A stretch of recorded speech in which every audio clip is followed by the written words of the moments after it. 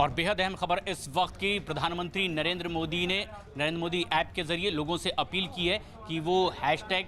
#ISupportCAA के नाम से ट्वीट करें, क्योंकि ये एक ऐसा कानून है जिसमें नागरिकता देने के लिए बनाया गया है। इसी में किसी की नागरिकता छीनने का कोई कानून नहीं है। और इसीलिए नरेंद्र मोदी ने ये अपील भी की है देश की जनता से कि वो लगातार इस तरह के हैशटैग के साथ ट्वीट करें और जिस भी तरह का भ्रम लोगों के मन में है उसे दूर करने की भी कोशिश करें और उसमें अपना योगदान दें। उन्होंने अपील की है कि लोग अपने अपने स्तर पर भी ये बताने और समझाने की लोगों को कोशिश करें कि ये नया कानून नागरिकता देने के लिए है, किसी का भी की नागरिकता लेने के लिए कानून नहीं बनाया गया है।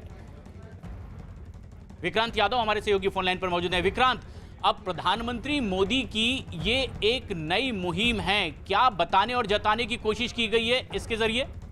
देखिए प्रशांत, अब बीजेपी ने ये तय किया है कि सीए के मसले पर जिस तरह से राजनीतिक दलों ने राजनीति की है और उन्होंने बीजेपी इस पूरे जो कानून है उसको पूरी तरीके से एक धर्म विशेष से जोड़ने की कोशिश की है, उसके बारे में तमाम मिथ जो है वो दूर किए जाएंगे और जनता के बीच जाकर के बड़े जागरूकता अभियान चलाए जाएंगे। बीजेपी पार्टी स्तर पर तो ये काम कर ही रही है और इसी कारण से इस हैंडल से भी ट्वीट किए गए हैं और बीजेपी के अगर आप ट्विटर हैंडल को भी देखेंगे तो उस पर भी सीए को लेकर के आक्रामक तरीके से ट्वीट किए जा रहे हैं और वो केवल इसीलिए कि पूरे देश में जो सिटीजन अमेंडमेंट एक्ट को लेकर के गलतफहमियां फैलाई गई हैं और ये कहा जा रहा है कि इससे कुछ देश के लोगों की नागरिकता खतरे में पड़ जाएगी, तो उन सब चीजों को लेकर के अब एक दूर करने के लिए एक अभियान चलाया जाएगा जो बीजेपी अगले कुछ दिनों में काफी तेजी से चलाएगी और उसी दिशा में ये बढ़ाया गया कदम है। तो नमो ऐप के जरिए खुद प्रधानमंत्री मोदी ने अपील की है कि इंडिया सपोर्ट सीएए हैशटैग के साथ में ये बात आगे बढ़ाई जाए और ये बताया भी जाए कि इस कानून के जरिए नागरिकता दी जाएगी जो धार्मिक रूप से प्रताड़ित हैं इन 3 विदेशों में,